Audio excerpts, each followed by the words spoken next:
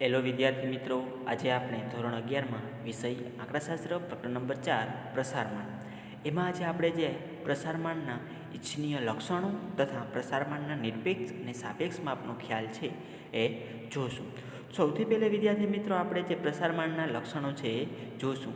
પ્રસારમાનના લક્ષણો છે આપણે આ નીચે મુજબ આપવામાં આવેલા છે.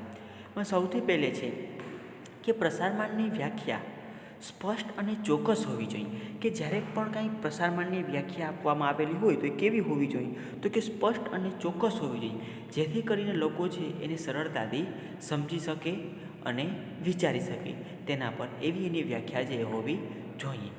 ત્યાર પછી આવે છે કે તેની ગણતરી સહેલી અને સમજવામાં સરળ હોવી જોઈએ. કે જ્યારે પણ કાંઈ તમે પ્રસારમાનની ગણતરી કરો છો તો એ ગણતરી જે કેવી હોવી જોઈએ? તો કે સહેલી હોવી જોઈએ. અને જ્યારે પણ તમે કોઈને પ્રસારમાન છે એની ગણતરી વિશે સમજાવતા હો અથવા તો તમે સમજતા હો તો એ સમજવામાં કેવી હોવી જોઈએ? તો કે સરળ છે તે હોવી જોઈએ, જેથી કરીને જે આપણે સરળતાથી તેને સમજી શકીએ છીએ. ત્યાર પછી તેની ગણતરીમાં માહિતીના બધા જ અવલોકનનો ઉપયોગ થવો જોઈએ. એટલે કે જો પ્રસારમાનની ગણતરી કરવાની હોય અને માહિતીમાં જે પણ કાંઈ અવલોકનો આપેલા હોય એ બધા જ અવલોકનનો ઉપયોગ છે પ્રસારમાનની ગણતરી કરો ત્યારે થતો હોવો જોઈએ. કોઈ પણ અવલોકન એવા છે એમાંથી બાદ રહી જવા જોઈએ નહીં.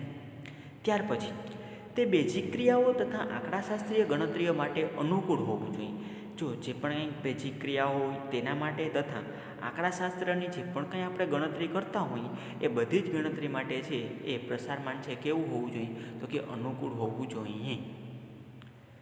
ત્યાર પછી તે નિદર્શનના સાપેક્ષમાં સ્થિર માપ હોવું જોઈએ. કે જો જ્યારે પણ આપણે નિદર્શનની સાપેક્ષમાં તેને લઈએ તો તેની સાપેક્ષમાં તે કેવું હોવું જોઈએ? તો કે સ્થિર માપ હોવું જોઈએ. હવે સ્થિર માપ તો કે એટલે કે એક જ સમષ્ટિમાંથી સમાન કદના જુદા જુદા નિર્દેશો લેવામાં આવે તો તેમાંથી મળતું પ્રસારમાનનું માપ લગભગ સરખું હોવું જોઈએ. જો અહીંયા શું કહે છે કે કોઈ પણ એક જ સમષ્ટિ હોય એમાંથી સમાન કદના જુદા જુદા નિર્દેશો તમે કોઈ પણ લ્યો, એક જ સમષ્ટિ હોય, જુદા જુદા નિર્દેશો કોઈ પણ લ્યો તો તેમાંથી મળતું જે પણ કંઈ પ્રસારમાનનું માપ છે એ કેવું હોવું જોઈએ? તો કે સરખું મળવું જોઈએ. ત્યાર પછી તેની કિંમત પર માહિતીના અતિ નાના અને અતિ મોટા અવલોકનની અસર ઓછી હોવી જોઈએ. કે જ્યારે પણ તમે પ્રસારમાનની ગણતરી કરતા હો ત્યારે તેની કિંમત પર એના જે પણ કંઈ અવલોકન હોય, અતિ નાના અથવા તો અતિ મોટા અવલોકનો હોય એની અસર કેવી થતી હોવી જોઈએ? તો કે એની અસર છે તેના પર ઓછી થતી હોવી જોઈએ. તો એ હતું વિદ્યાર્થી મિત્રો પ્રસારમાનના લક્ષણો. હવે આવે છે પ્રસારમાનના નિરપેક્ષ અને સાપેક્ષ માપનો ખ્યાલ. એમાં સૌથી પહેલાં નિરપેક્ષ માપ. નિરપેક્ષ માપ એટલે શું? તો કે જે પ્રસારમાન માપને માહિતીના અવલોકનના એકમ વડે દર્શાવવામાં આવે તે માપને પ્રસારનું નિરપેક્ષ માપ કહેવામાં આવે છે. જો અહીં શું કહે છે વિદ્યાર્થી મિત્રો કે માહિતીના અવલોકનોના એકમ વડે દર્શાવવામાં આવે, કે માહિતી આપેલી હોય એના અવલોકનના એકમ વડે જે માપને દર્શાવવામાં આવે તેને નિરપેક્ષ માપ તરીકે ઓળખવામાં આવે છે. દાખલા તરીકે જોઈએ તો કે માહિતીના અવલોકનો એકમ કિલોગ્રામ હોય તો પ્રસારમાન નિરપેક્ષ માપનો એકમ પણ કિલોગ્રામ થશે. જો અહીંયા શું કહે છે? અવલોકનનો એકમ કિલોગ્રામ હોય તો એનો નિરપેક્ષ માપનો એકમ પણ કેવો થશે? તો કે કિલોગ્રામ છે એ થશે. ત્યાર પછી બે કે તેથી વધુ માહિતી સમૂહોના અવલોકનો જુદા જુદા એકમો ધરાવતા હોય. જો બે કે તેથી વધારે સમૂહો આપેલા હોય અને એના અવલોકનોના એકમો છે એ જુદા જુદા ધરાવતા હોય અને તેઓના પ્રસારની સરખામણી કરવી હોય તો નિરપેક્ષ માપ ઉપયોગી બને છે. અને તેની અંદર બંનેની વચ્ચે પ્રસારની સરખામણી આપણે કરવી હોય તો ત્યારે આપણને આ નિરપેક્ષ માપ છે એ જ ઉપયોગી થાય છે. હવે એ બાબતને પણ આપણે ઉદાહરણ દ્વારા સમજીએ.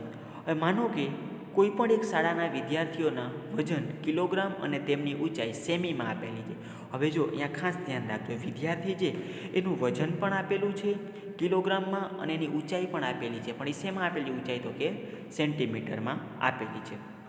હવે અહીંયા બે વસ્તુઓ આપણને ભેગી આપેલી છે. હવે વિદ્યાર્થીઓના વજન અને ઊંચાઈની માહિતી શેમાં વધુ પ્રસરશે એ જાણવા માટે તેના નિરપેક્ષ માપ મેળવીએ. હવે જો અહીંયા શું કહે છે કે એની વજન અને ઊંચાઈની માહિતી છે એ શેમાં વધારે પ્રસરે છે તે આપણે જાણવા માટે નિરપેક્ષ માપ છે તે મેળવશું. તો વજનની માહિતીમાં રહેલ પ્રસારના નિરપેક્ષ માપનો એકમ કિલોગ્રામ થશે. કે વજનનું માપ આપણે શોધવા માટેનો એકમ જે એમાં શું થશે? નિરપેક્ષ માપમાં તો કે કિલોગ્રામ થશે. જ્યારે ઊંચાઈની માહિતીમાં રહેલ પ્રસારના નિરપેક્ષ માપનો એકમ સેન્ટીમીટરમાં થશે. કે ઊંચાઈની માહિતી મેળવવા માટેનો એનો એકમ જે સેન્ટીમીટરમાં થશે.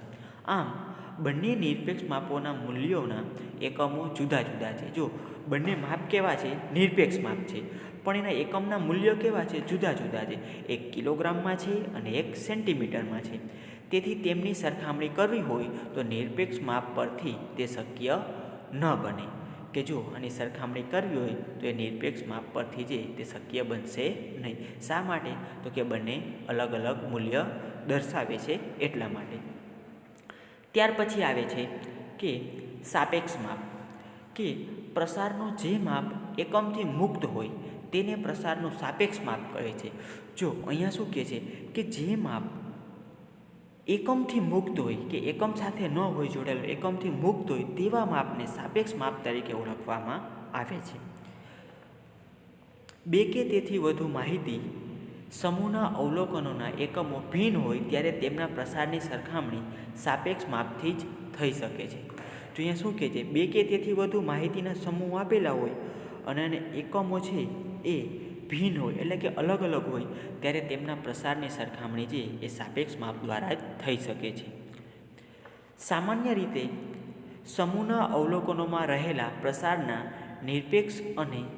નિરપેક્ષ માપ અને સમૂહના અવલોકનની યોગ્ય સરેરાશના ગુણોત્તરને પ્રસારનું સાપેક્ષ માપ કહે છે.